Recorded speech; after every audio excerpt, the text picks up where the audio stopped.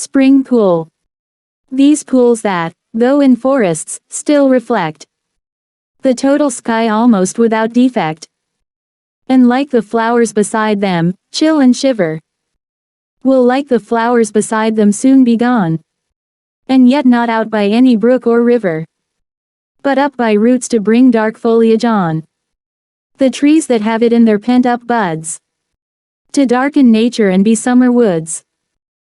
Let them think twice before they use their powers to blot out and drink up and sweep away these flowery waters and these watery flowers from snow that melted only yesterday.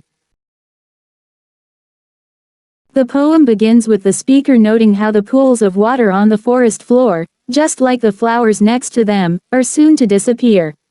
These pools are no longer as steady as they used to be. The pools chill and shiver as the newly budding trees soak up their contents. As soon as the leaves start to spread, the summer wood will be born, the spring will die, and the topography of the forest will change. The dark, and the way it can influence an environment is brought up several times in Spring Pools. The two instances mentioned above, as well as through a general sense of darkening, the power of the trees to create shade, and then through the larger allusion to death. Analysis of Spring Pools. Stanza 1. Lines 1 to 3. These pools that, though in forests, still reflect. Opening parenthesis ellipsis closing parenthesis. And like the flowers beside them, chill and shiver.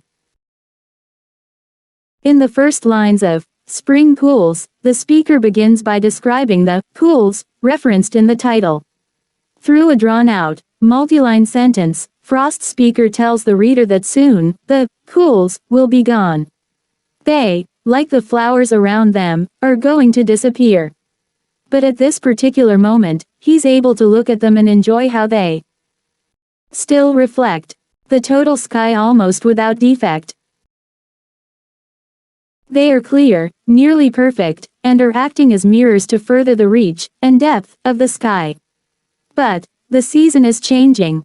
Now, they chill and shiver, just like the flowers beside them. It appears that the sun is being blocked out, as will be revealed in the next stanza, but the growing foliage. Lines 4 to 6. Will like the flowers beside them soon be gone. Opening parenthesis ellipsis closing parenthesis. But up by roots to bring dark foliage on. Frost speaker goes on, stating that the pools of water aren't going to dissolve because of the sudden creation of a brook or river to sweep them away. Instead, they're going to meet their end by roots to bring dark foliage on. This is a roundabout way of saying their end is going to come from the earth. It is because of plants, which are much larger than the flowers beside the pools of water, that they're going to disappear. Stanza 2. Lines 1 to 2. In the second stanza, the speaker gives the reader a little more information about why the water is going to disappear. Immediately, the poem turns away from the water and to the trees. They have a power that is disruptive to the ecosystem as it is currently situated. Right now, the buds are pent up or closed. But when they open, the woods will move from being spring woods to summer woods. The leaves will expand and in their larger form, cover more of the sky.